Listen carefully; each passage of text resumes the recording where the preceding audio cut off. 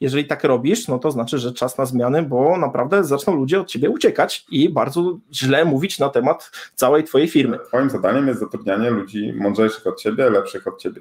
Aż później przychodzi taki moment, kiedy zostajesz liderem i dokładnie to, za co płacili ci wcześniej, będzie tym, za co cię ludzie znienawidzą. Teraz naszym zadaniem jest stworzenie takiego środowiska i zatrudnienie takich ludzi, którzy będą w stanie robić właśnie tę dobrą robotę. I jeżeli nie zrobiliście zadania jego sposobem, rozwiązaliście go przypadkiem inaczej, no to było źle. To co, lecimy. Dobra, 3, 2, 1, start.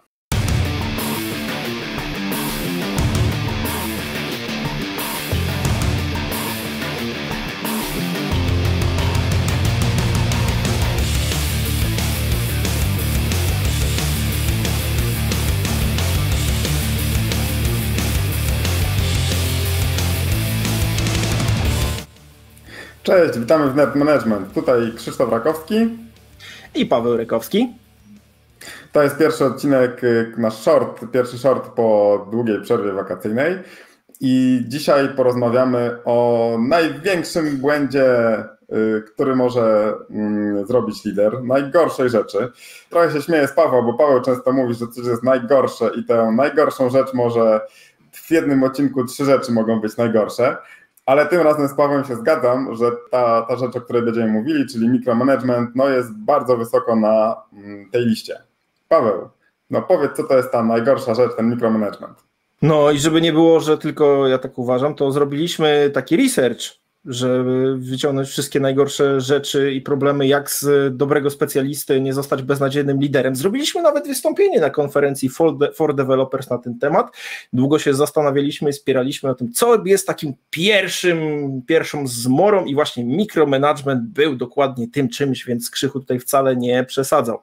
Mikromanagement to jest sytuacja, która wywodzi się z 2 sytuacji, czy w ogóle takiego podejścia życiowego, skąd to się wzięło, bo mikromanagement to jest wytykanie paluchem, żeby zrobić dokładnie tak, jak wy byście chcieli. I teraz zobaczcie, pierwsza rzecz, cofnijmy się do czasów szkolnych, czyli do momentu, kiedy był jakiś nauczyciel, prawdopodobnie go nie lubiliście i on wam mówił dokładnie co i jak macie zrobić, prawdopodobnie było od matematyki, może od fizyki i jeżeli nie zrobiliście zadania jego sposobem, rozwiązaliście go przypadkiem inaczej, no to było źle, dlatego jeżeli mieliście taki nauczycieli, ja takich miałem i sporo moich znajomych też i też wszyscy ich pamiętają i na nich narzekają, to zostaje w głowie, że dobra, musi być jakiś sposób i trzeba to robić wszystko tak i tak i tak. No i wychodzimy z tej szkoły, zaczynamy pracę, jesteśmy specjalistami, programistami, testerami, robimy w tym IT, więc płacą nam za to, żebyśmy dokładnie wiedzieli co i jak mamy zrobić, więc robimy dokładnie, no bo wiemy co i wiemy jak i mówimy innym co mają robić, jak mają robić, no bo jesteśmy coraz lepszymi specjalistami i tak w kółko i tak dalej, i tak dalej. Aż później przychodzi taki moment, kiedy zostajesz liderem i dokładnie to, za co płacili ci wcześniej, będzie tym, za co cię ludzie znienawidzą, bo jeżeli teraz ty, jako lider, jako osoba, która ma zarządzać zespołem i dawać przestrzeń zespołowi do tego, żeby mógł rozwiązywać problemy i robić to, do czego ci ludzie się uczyli, tak jak ty wcześniej, no to kiedy ty będziesz im mówił dokładnie, zrób to, tak, bo ja tak mówię, wtedy po pierwsze zabijesz w nich kreatywność, po prostu ci ludzie od ciebie odejdą i wtedy to powiedzenie, Krzychu, ty zawsze powtarzasz, że z firmy się nie odchodzi się od firmy, tylko odchodzi się od szefa i właśnie to, kiedy szef ci mówi, masz zrobić tak, masz zrobić tak, to jest mikromanagement i to jest faktycznie najgorsza rzecz. Dużo takich sytuacji miałeś w życiu, że może ty tak robiłeś? No na pewno tak, na samym początku mojej kariery menedżera to robiłem, to chyba jest takie standardowe, kiedy przychodzimy z tego specjalisty, który wie wszystko dobrze, jak powinno działać, do roli menedżera, no to nadal nie zawsze sobie zdajemy sprawę, że już teraz nie oczekuje się od nas, żebyśmy my robili po prostu dobrze rzeczy, wykonywali tę pracę jakąś techniczną, tylko że teraz naszym zadaniem jest stworzenie takiego środowiska i zatrudnienie takich ludzi, którzy będą w stanie robić właśnie tę dobrą robotę. I to jest chyba taka jedna ze zmian mentalnych, którą trzeba sobie utrwalić, będąc liderem, że no im dłużej będziesz tym liderem, tym mniej ty będziesz tym specjalistą, który wie najlepiej i tym bardziej musisz pracować nad tym, żeby kształcić tych ludzi pod sobą, żeby zatrudniać ludzi po prostu, którzy będą lepsi od ciebie w kwestiach technicznych. Ty będziesz coraz lepszy w kwestiach związanych właśnie z zarządzaniem, z organizacją, z zarządzaniem projektami, z umożliwianiem ludziom pracy. Natomiast no jednak ta wiedza techniczna, te umiejętności techniczne, coraz bardziej to powinno się gromadzić w twoim zespole i po prostu trzeba się z tym pogodzić, że twoim zadaniem jest zatrudnianie ludzi mądrzejszych od ciebie, lepszych od ciebie. Nigdy nie może być tak, że lider jest najlepszy we wszystkich kwestiach technicznych, bo wtedy też staje się wąskim gardłem. Jakikolwiek problem, jakakolwiek decyzja, kwestia musi przychodzić przez niego, bo on ma tylko ludzi, którzy klepią sobie jakiś kod pod jego dyktando. To jest wykluczone. Dokładnie tak, więc to jest ta prosta droga do tego, jak stać się tym beznadziejnym liderem, że będziecie mówić ludziom, co i jak macie zrobić. No i teraz co z tym, jak się tego w ogóle pozbyć, jak to zidentyfikować u siebie? Musisz sobie się zastanowić, w jaki sposób zarządzasz ludźmi i zadaniami. Czy ty je dostarczasz i mówisz ludziom, dobra, masz zadanie A, zrób je tak i teraz ja cię będę rozliczać z tego, w jaki sposób ty zrobisz to zadanie.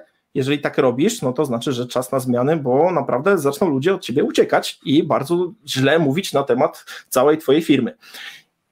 Wszystkie zadania, które masz do zlecenia, warto przejść od delegacji do dystrybucji, czyli kiedy masz jakieś zadanie, możesz je dać danemu człowiekowi, on jest specjalistą, on wie dokładnie co i jak zrobić i ty się musisz od tego odkleić, żeby go pilnować, w jaki sposób to realizuje, bo może się okazać i prawdopodobnie się okaże, że jego sposoby będą dużo lepsze od twoich. Dlatego jest coś takiego jak pojęcie dystrybucji zadań, czyli kiedy mamy delegację, no to delegujemy, dajemy komuś zrób to, no i on to robi, ale my odpowiadamy za wszystkie benefity czy konsekwencje tego zadania. Kiedy dystrybuujemy zadania, dajemy również pełną odpowiedzialność, więc człowiek, który je zrobi, będzie miał dużo większą frajdę przede wszystkim z realizacji każdego zadania, no bo to on za to odpowiada, a poza tym będzie miał dużo większą motywację do pracy, bo będzie mógł się w końcu wykazać. Nie będzie trybikiem w maszynie, który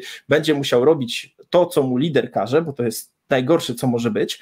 Do tego chcieliśmy jeszcze przypomnieć jedną rzecz, był taki raport No Fluff Jobs, który podlinkujemy tutaj, o którym mówiliśmy w odcinku o raportach, gdzie się okazywało, że co trzeci człowiek w IT właśnie przez tą taką nabytą sytuację, że wcześniej tak robiliśmy, no to doświadcza tego mikromanagementu i dla wielu z nich to jest powód właśnie zmiany pracy, więc musisz na to uważać. Kiedy będziesz dawał przestrzeń tym ludziom, żeby oni mogli się realizować, robić te zadania po swojemu, a ty zaczniesz ich rozliczać nie z tego, jak coś zrobili, ale z efektów, wtedy wszyscy będą zadowoleni. Warto dodać, że to, że wielu z nas pracuje w Scrumie, to daje czasami taką ułudę, że no jest Scrum, czyli w takim razie tutaj deweloperzy biorą sobie te zadania z backlogu i już, i jest załatwione. A to czasami jest złudne.